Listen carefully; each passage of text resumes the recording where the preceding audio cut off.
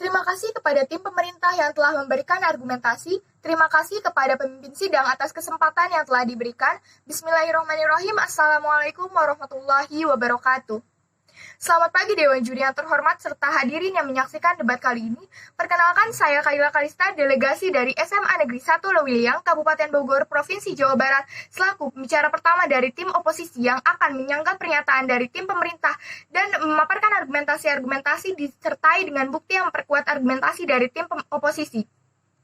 Dewan Juri yang terhormat, sebelum memasuki argumentasi dari tim oposisi, saya akan memberikan sanggahan terhadap pemaparan argumentasi yang dipaparkan oleh tim pemerintah. Yang pertama, tim pemerintah menjelaskan bahwa esensi dari sekolah adalah menekankan pada pembentukan karakter, disertai bukti dengan adanya deskripsi penilaian sikap yang tertera pada raport.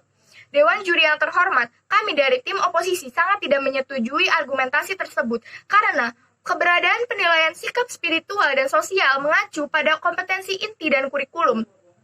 Pemisahan penilaian sikap spiritual dan juga sikap sosial memberikan kesan bahwa penilaian yang dilakukan menjadi tidak utuh, sebab sikap sosial mencerminkan sikap spiritual pula, sedangkan penilaian sikap spiritual seolah hanya dibatasi pada hal-hal yang dianggap bagian dari spiritual itu sendiri, misalkan peribadahan dan lain-lain.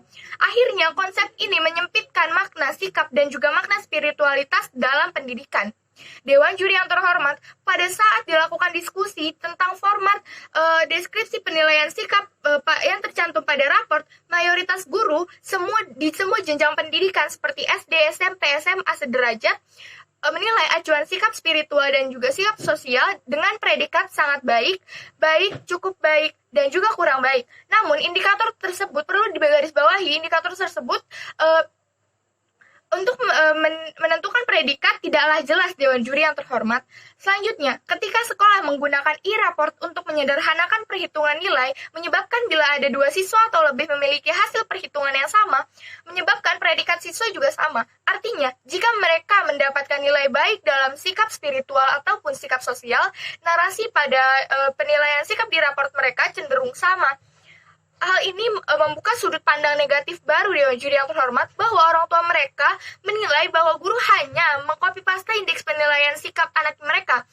Hal ini membuat deskripsi penilaian sikap tidak lagi efektif, karena deskripsi penilaian sikap tidak memotret sikap per individu siswa. Dewan Juri yang terhormat, saya sangat tidak menyetujui argumentasi dari tim pemerintah yang hanya mengandalkan deskripsi penilaian sikap atau kejujuran siswa, karena menurut data dan fakta yang terjadi di lapangan, sekolah cenderung hanya menghindari nilai C untuk penilaian sikap karena nilai minimum sikap bernilai B.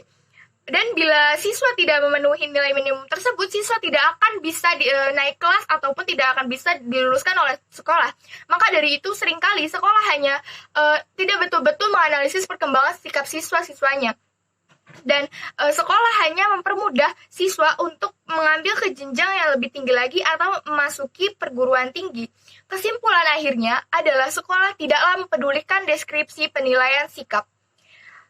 Selanjutnya, Dewan Juri yang terhormat, tim pemerintah menyatakan bahwa mosi ini dapat meningkatkan motivasi siswa. Kami, tim oposisi, tidak menyetujui argumentasi tersebut. Karena jika kita hanya mengandalkan indeks kejujuran siswa atau indeks integritas sekolah, seharusnya sistem perankingan pun diubah mekanismenya. Seperti misalkan yang juara 1 bukan lagi yang mempunyai nilai akademik tertinggi, tetapi yang mempunyai sikap paling baik. Namun, Dewan Juri yang terhormat, tim pemerintah harus menjelaskan kepada Anda bagaimana mekanisme penilaian sikap selain diambil dari deskripsi penilaian sikap yang tertera pada raport. Karena deskripsi penilaian sikap tersebut tidaklah efektif dan sudah saya sanggah. Dewan Juri yang terhormat, selamat datang pada argumentasi dari tim oposisi. Kami dengan lugas menyatakan bahwa tim oposisi sangat tidak menyetujui mosi yang menyatakan bahwa di negara-negara dengan tingkat korupsi tinggi, seleksi penerimaan calon mahasiswa baru hanya didasarkan kepada indeks kejujuran siswa dan indeks integritas sekolah. Dewan Juri yang terhormat, saya menyetujui jika di negara tingkat korupsi tinggi seperti di Indonesia dengan status peringkat keempat korupsi tertinggi, seleksi penerimaan calon mahasiswa baru didasarkan dengan indeks kejujuran siswa dan indeks integritas sekolah, namun nilai akademik tetap menjadi prioritas yang paling utama. Dewan Juri yang terhormat, hal ini dapat lebih menguntungkan dibanding argumentasi dari tim pemerintah, karena dari awal kita memasuki dunia perkuliahan, ada yang namanya praktik ataupun portofolio, dan praktik tersebut merupakan praktik akademik, bukan praktik sikap terjun ke masyarakat. Dewan Juri yang terhormat, Jika mosi ini disetujui, maka mahasiswa-mahasiswa yang tidak bisa atau kurang berkompeten dalam bidang atau jurusan kuliahnya akan semakin tertinggal dan tentu akan mempengaruhi kualitas universitas, serta mempengaruhi sumber daya manusia yang ada di Indonesia, Dewan Juri yang terhormat. Maka dari itu, argumentasi dari tim pemerintah malah akan memperburuk kondisi di Indonesia. Masuki argumentasi yang kedua, yaitu kami, tim oposisi, akan mengubah sistem penerimaan calon mahasiswa baru berdasarkan indeks kejujuran siswa dan indeks integritas sekolah dengan perbaiki keadaan pengawasan di jenjang sekolah sebelum memasuki perguruan tinggi. Kami, tim oposisi, meyakini bahwa dinas pendidikan membuat tim pengawas sekolah atau memperketat pengawasan sekolah justru akan meminimalisir tingkat kecurangan seperti mencontek dan sebagainya yang merupakan langkah awal dari tindakan korupsi tersebut. Argumentasi selanjutnya yaitu dengan menekankan pembimbing konseling atau guru BK di SMP, SMA, SMK sederajat lebih diarahkan kepada memberikan pengajaran-pengajaran yang intens kepada siswanya agar mengetahui dan menyadari bahwa kecurangan sederhana seperti mencontek dan sebagainya merupakan gerbang membuka peluang untuk menjadi koruptor di Indonesia, Dewan Juri yang terhormat.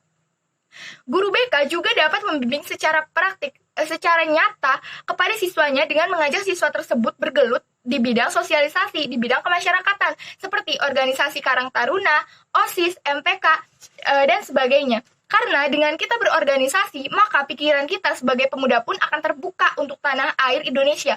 Terlebih lagi, jika kita mengemban tugas seperti masuk ke dalam organisasi duta hukum dan hak asasi manusia, maka psikis kita akan terpelajar dan juga terarah, Dewan Juri yang terhormat.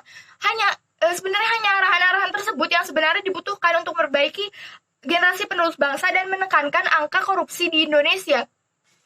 Dewan Juri yang terhormat, kesimpulannya adalah dengan argumentasi yang saya sampaikan, sekali lagi saya tegaskan dengan lugas bahwa kami dari tim oposisi sangat tidak menyetujui mosi yang menyatakan bahwa di negara-negara dengan tingkat korupsi tinggi, seleksi penerimaan calon mahasiswa baru hanya didasarkan kepada indeks kejujuran siswa dan indeks integritas sekolah. Namun kami setuju jika penerimaan calon mahasiswa baru lebih diprioritaskan terhadap nilai akademik. Maka dari itu, kami bangga menjadi tim oposisi. Terima kasih.